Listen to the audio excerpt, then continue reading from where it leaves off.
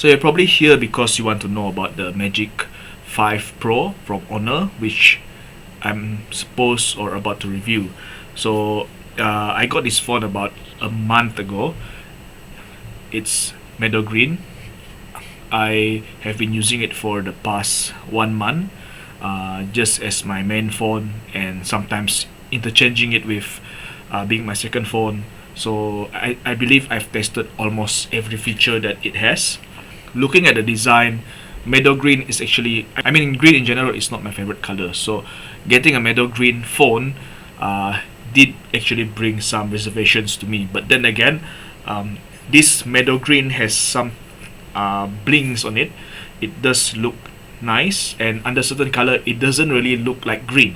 It can go to become a bit silverish at times. So I don't know, I've grown fond of the color. I think it looks quite nice. The finish is good. It feels very solid in my hand, and the weight, although it's 219 gram, I can say that the weight just adds to it being or feeling premium.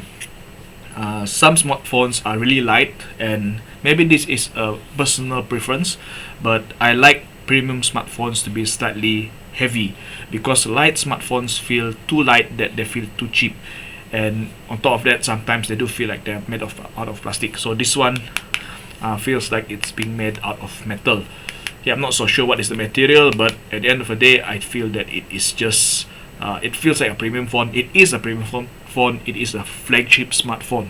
So in case you're wondering, this smartphone actually comes with an IP68 rating, so it's dust and also waterproof. So bringing it into certain areas which has water is actually not a problem. I actually brought this to Legoland, and I would say it was really something of a relief, because I did not have to worry about it getting damaged, because it was waterproof, or splash proof for that matter. And then, okay, the screen is actually award winning. It has the #1 rating in the DxO mark, so that makes the screen really good by rating standards. But then again, when you actually use it, you do feel or get the sense that this is a very interesting and very powerful screen, because not only is it bright, not only does it have 2160 Hz of PWM dimming, it actually also have all sorts of protection to enable that your eyes does not get spoiled. So despite it being so bright, okay, as you can see, if I were to switch it on like this, it's like so bright. Despite of it being so bright, it actually helps, or it has functions to actually help protect your eyes. Among the protection that I meant was, one of it that stands out is the circadian effect, which means the phone will actually auto dim at night, and then you will be able to protect your eyes, because according to HONOR, they says this makes your eyes less strained, and eventually you can fall asleep better. Aside from that, there are moments when I actually use the phone to watch some dramas and also watch YouTube. So the display is actually very sharp. I enjoyed how the colors, everything, they pop up. So it's just nice lah. I think to say they're the best screen in the world, the rating says that. But personally, on a personal level, I'm not really particular about screens. So compared to the phones that I've used before, this one is still the better ones. But of course, some people can argue that perhaps I've not used that many phones, but to me, this is one of the best screens I've ever had up to date. It's better than my laptop screen, to be honest. And then we also have the battery. The battery of the HONOR is the 5100 mAh battery, and it can last for up to 3 days if I do not use it heavily or on a single charge. If I use it frequently or more frequently, especially to play games, the battery of course does not last that long, but I can get easily a whole day out of it, and I think it's already good enough lah. A whole day plus lah actually. It's way better than most other phones that I own. Charging is not the fastest, but then again, you get a longer battery life. So if you ask me, I actually prefer to have longer battery life, and then I'll just plug it in when I sleep. When I wake up, I have a phone that can last the whole day. This phone is powered by a Snapdragon 8 second generation processor. It comes with 12 gigabytes of RAM and 512 gigabytes of storage memory. I really like it comes with that huge 512 gigabytes memory. The 12 gigabytes of RAM, to be frank with you, there is not much difference for me when it comes to 12 and 16. So I think 12 is just nice. Too much RAM also, if it's not used, it's no point. And how does this affect the gameplay? I think when I play FIFA, when I play COD, Clash of Clans, everything loads rather smoothly. Not say rather, it just loads smoothly. It's so fast. And when I was on 5G, because this is a 5G smartphone, it was just a breeze to play all the games. It loads very fast. The games were on point, and the huge camera bump in the back actually helps to actually give me more grip when I actually play the games. So it benefits me in a lot of ways when I'm playing games. The processor is the latest Snapdragon that I know of. It performs under pressure. It performs when it needs to. There is no complaints about the processor, the RAM, and also the storage space. I mean, 512 in a phone is like the best you can get right now for a flagship phone. If you get 1 terabyte and so on, that's even better. But 512, I don't think anybody will complain about that amount of storage. In terms of gaming, actually the phone I feel performs very well with the Snapdragon 8 Generation 2 processor.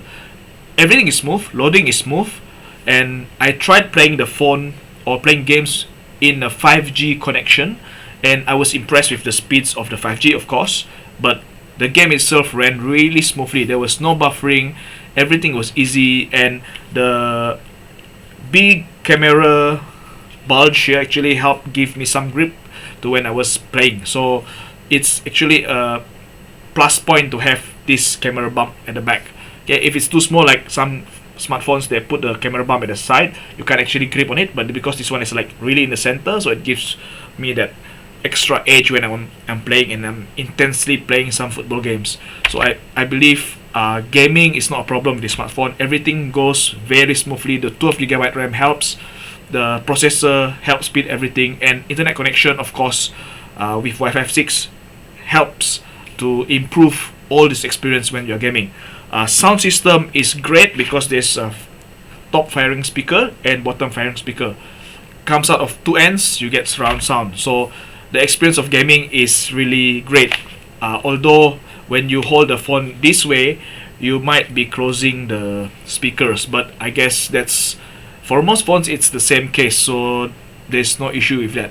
So let's now talk about the biggest selling point of this smartphone. Okay, I like to take photos, I like to record videos, and syncing photos and videos to my Google Photos is something I really like to do because it's easy for me to transfer videos, it's easy for me to download them. So I really prefer an Android phone when it comes to these things, and I think when it comes to Android phones that I've used to date, this is one of the best camera systems that I can recommend, because of course, yes, it has that DxO mark first place. It is rated at that point. Some people have many claims about it, but when you actually use the phone or use the camera, I was impressed by a few things. I mean, when you think about taking photos, right, there are a few places where camera or smartphone cameras tend to fail you. I think the camera is the best I've used by far. It's sharp, it does what it needs to do, and it solves all the problems that other phones have been always experiencing. For example, if you were to take a photo in nighttime or night mode, most phones take quite some time to process this photo, so you end up, I mean, you get this message that says please stay still while you are capturing the image. So sometimes it takes up to 10 seconds, sometimes even longer, but for this Magic 5 Pro it takes only like less than 5 seconds. So the amount of time for you to hold the phone still is less, and the photos that turn out are actually also very good and very nice. Aside from that, there's also another feature which is um, motion sensing. Motion sensing is easily activated by just a press of one button on the camera setting. And this motion sensing, although I seldom use it because I think there's no need for me to use it, because the shutter speed is so good, it's so fast that whenever there's movement or people moving or there's objects moving, I can just press on the shutter, it just captures it immediately and it's clear. It's not like some blurry image that makes you disappointed. So if you want to be sure that the image you capture is really nice, then you can switch on this motion sensing feature, which actually allows you to be very sure that the image you capture or the movement you're capturing is well taken care of by the camera or by the phone. So this is two things that actually brings this smartphone to a whole new level. Another thing that I think was good is the macro shots. Some phones claim that they have good macro shots or super macro or whatsoever, but whenever you try to take a photo using that super macro, it doesn't work. It just turns out blur, or you have to use a tripod to do it. But with the Magic 5 Pro, I don't need to do that, because with this phone I can just change the zoom. So if I were to take a very small image, I just need to zoom 10 and it's like going to zoom using 10 times optical, and then I just press the shutter and the photo that turns up is really nice. It captures all the detail, it's sharp, and I'm pretty happy with it. So that's three advantages of this particular smartphone camera, which I really like, which I think also solves a lot of problems that other brands or other phones tend to have. There is of course other features for the camera, but I think these features are not so significant for me when I use the phone, because these three features, macro, moving objects, and also night mode, is the most important thing that I tend to use quite frequently. In terms of colors, I think the colors produced by the smartphone are nice enough to my eye. I have no complaints about it. Images that are captured are clear, except when I use the 100 times zoom, which is expected because it's a digital zoom, and keeping the phone steady for 100 times is not easy, because it's like a huge viewfinder and then you have just one small dot there to concentrate on, so it's not easy. So it's expected. So far, when I've been using the 100 times zoom, my photos have always turned out grainy, but like I said, that's expected, and I think most phones with 100 times digital zoom also suffer the same problem. Can you capture the moon with this phone? The answer is yes and no. Yes, because you can actually get a good image of the moon. No, because the image is actually not as clear as you hope it to be. So other than that, the camera for this phone, I think it's something a lot of people will like. Portrait shots are clear, are nice. It gives you that, what they call it, it makes you more good looking lah, in a way. It really portrays you. There's not too much beauty filter, and the bokeh function actually works very well, so I have really no complaints about the camera. In fact, I would go as far as saying that this phone is the phone I will be using for photography purposes, because the camera is up to that standard of a normal digital camera, and the ability for me to actually go 10 times zoom, optical zoom, is really something that I really truly enjoy. Alright, so price. When I'm making this video, there is no price for the smartphone just yet for Malaysia, but I am expecting it to cost around 3,000 to 4,000 ringgit, which means this phone will be cheaper than the iPhones and probably the Samsungs and most other flagship smartphones out there. So because of this generous pricing, I think this Magic 5 Pro is a phone that is value for money. And if you are looking for a phone that is nice and also have a nice price tag, as in cheap price tag, this is a phone that you should consider, because for me, smartphones are mainly used for two things. One, it's used for photography, and second, it's used for communication. For those who use it for gaming, it's also good enough for you to do gaming. But for me, when it comes to a smartphone, these two things are the most important thing. So that's all for me. Thank you for watching, and I hope my review helped you to understand or know more about this HONOR Magic 5 Pro smartphone. Thank you.